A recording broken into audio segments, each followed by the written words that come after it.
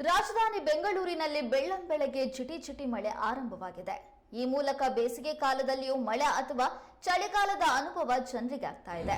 ಕಳೆದ 3 ದಿನಗಳಿಂದ ನಗರದಲ್ಲಿ ಸಾಕಷ್ಟು ತಂಪನೆಯ ವಾತಾವರಣ ಇದೆ. ಹಾಗಾಗಿ ಮಳೆ ಮೋಡವಾದ್ರೂ ಜೋರು ಮಳೆ ಆಗ್ತಾ ಇಲ್ಲ. ಇದೇ ವಾತಾವರಣ ಗುರುವಾರ ಮುಂದುವರೆದಿದೆ.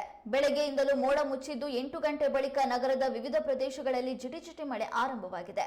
ಮೆಜೆಸ್ಟಿಕ್, ಎಂಜಿ ರಸ್ತೆ, ಕಬ್ಬನ್ ಪಾರ್ಕ್, ಬಸವನಗುಡಿ, ಶ್ರೀನಗರ, ಮೈಸೂರು ರಸ್ತೆ, ಬನಶಂಕರಿ, ಜೆಪಿ ನಗರ, ಪುಟ್ಟೇನಹಳ್ಳಿ, ಹಲ್ಸೂರು, ಆರ್ಟಿ ನಗರ, ಹೆಬ್ಬಾಳ, ವಿಮಾನ ನಿಲ್ದಾಣ ರಸ್ತೆ, ಯಶವಂತಪುರ, ಪೀಣ್ಯ, ತುಮಕೂರು ರಸ್ತೆ, ವಿಜಯನಗರ, ರಾಜಾಜಿನಗರ ಸುತ್ತಮುತ್ತ ಹನಿ ಮಳೆಯಾಯಿತು.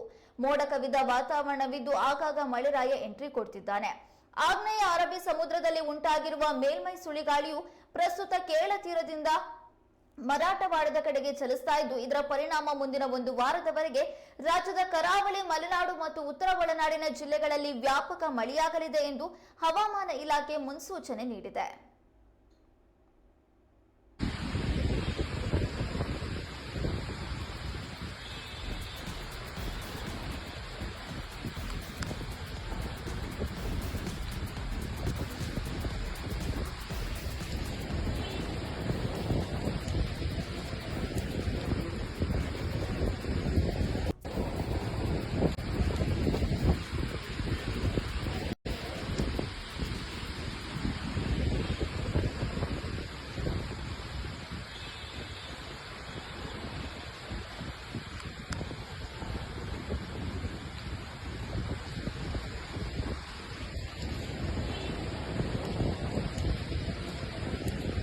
ಬಿಸಿಲಿನ ಬೇಗೆಯಿಂದ ಕಂಗೆಟ್ಟಿದ್ದ ರಾಜ್ಯದ ಜನರಿಗೆ ಇದೀಗ ಮಳೆಯ ಸಿಂಚನವಾಗಿರೋದ್ರಿಂದ ಕೂಲ್ ಆದಂತಹ ವಾತಾವರಣ ನಿರ್ಮಾಣವಾಗಿದೆ. ಅದರಲ್ಲೂ ಬೆಂಗಳೂರಿನಲ್ಲಿ ಕಳೆದ ಕೆಲವು ದಿನಗಳಿಂದ ವ್ಯಾಪಕ ಪ್ರಮಾಣದಲ್ಲಿ ಮಳೆಯಾಗ್ತಾ ಇದೆ.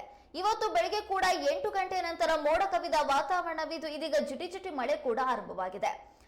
ಕಳೆದ 2 ದಿನದಿಂದ ಬೆಂಗಳೂರಿನಲ್ಲಿ ಮೋಡ ಕವಿದ ವಾತಾವರಣವಿದ್ದು ಮಳೆಗಾಲದ ಪರಿಸ್ಥಿತಿ ನಿರ್ಮಾಣವಾಗಿದೆ. ಅಂದ್ರೆ ಚಳಿ ಮತ್ತು ಮಳೆಗಾಲದಲ್ಲಿ ಯಾವ ರೀತಿಯ ವಾತಾವರಣ ಇರುತ್ತೆ ಅದೇ ರೀತಿಯಾದಂತಹ ವಾತಾವರಣ ಬೆಂಗಳೂರಿನಲ್ಲಿ ನಿರ್ಮಾಣವಾಗಿದೆ. ಇನ್ನು ಹವಾಮಾನ ಇಲಾಖೆ ಈಗಾಗಲೇ ಹೇಳಿದ ಜೂನ್ 1ರಿಂದ ಮುಂಗಾರು ಮಾರುತಗಳು ರಾಜ್ಯವನ್ನ ಪ್ರವೇಶ ಮಾಡ್ತವೆ. ಹಾಗಾಗಿ ಜೂನ್ 1ರಿಂದ ಮುಂಗಾರು ಮಳೆ ಪ್ರಾರಂಭವಾಗುತ್ತೆ ಅನ್ನುವಂಥದ್ದನ್ನ, ಅದರ ಜೊತೆಗೆ ಈಗಲಿಂದಲೂ ಕೂಡ 1 ವಾರದವರೆಗೆ ಮಳೆಯಾಗುವ ಮುನ್ಸೂಚನೆಯನ್ನ ಹವಾಮಾನ ಇಲಾಖೆ ನೀಡಿದೆ. ದಕ್ಷಿಣ ಒಳನಾಡು, ಉತ್ತರ ಒಳನಾಡು, ಕರಾವಳಿ ಭಾಗದಲ್ಲಿ ಮುಂದಿನ 1 ವಾರಗಳ ಕಾಲ ಗುಡುಗು, ಸಿಡಿಲು, ಜೋರಾದ ಗಾಳಿ ಸಹಿತ ಮಳೆಯಾಗುವ ಮುನ್ಸೂಚನೆಯನ್ನ ಹವಾಮಾನ ಇಲಾಖೆ ನೀಡಿದೆ. ಅದರ ಜೊತೆಗೆ ಮಳೆ ಕೂಡ ಆಗ್ತಾ ಇದೆ.